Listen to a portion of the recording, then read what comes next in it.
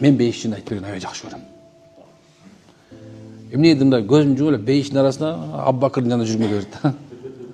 Жакшы да Абубакырдын жанында жүрсөм пайгамбардын жанында жүрөм да. Эми бир мындай пайгамбардын прямой жүрөм деп корком да. Уялам да анткени мен пайгамбарга мындай жанында жүргөнгө ылайыксызмын деп келип бердим. Мындай ойлом. Эми эң жаманын эле жакшы көрөт экен пайгамбарыбыз. Бирок субханалла бейиш ушундай жер ал жерде эч нерсе бүтпөйт. Кечке тамак жей бересиң субханалла. Ажаткананын кереги жок да.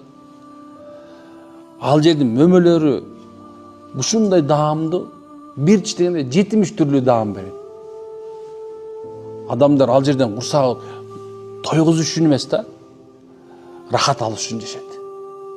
Тойгузуп оокат кылайын деп жейсиң да турабы? Тогусам ток болсо оокат кыла алам депчи. Ал жерде андай эмес субханалла.